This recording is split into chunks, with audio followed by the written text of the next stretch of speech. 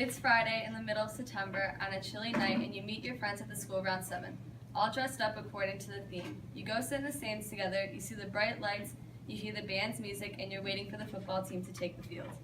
But for me, I'm on the sidelines yelling cheers and occasionally doing a dance or two. Most people think that's all I do, stand there with a face full of makeup, big bows, and waving my palms in the air. But it's not. What is cheerleading? An activity, a performance, a hobby? Well, it's a sport. And I know some people may disagree with me. However, a sport is described as an activity involving physical exertion and skill in which a team or individual competes against others for entertainment. And personally, I think that describes cheer pretty well. Let's take a look at the first part of that sentence. A physical activity exerting skill. I don't know how many of you have tried to pick up your friend and throw him in the air and catch him on only the palm of your hand, but it's pretty hard.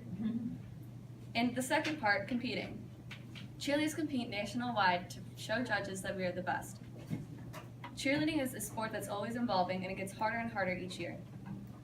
It started in the 19th century after the American Revolutionary War. Male college students decided to rebel against abusive faculty. They would burn down buildings, start riots, and they would abuse their faculty members like they've done to them.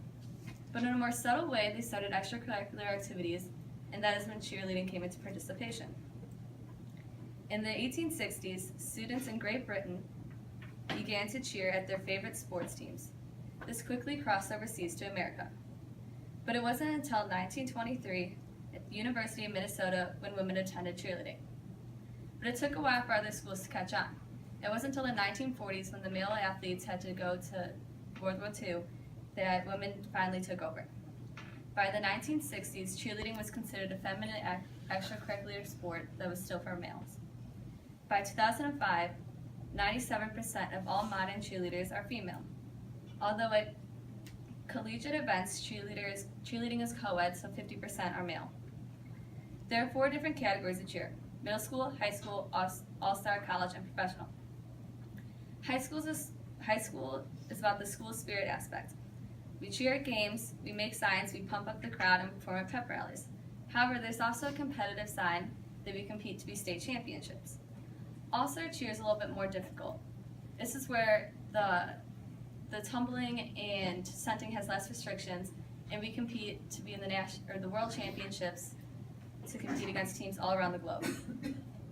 College cheer is for college teams and competitions. There's basically no restrictions, and you can do any stunts or tumbling you want.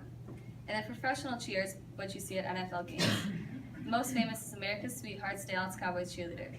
However, this is more of a dance-type sport.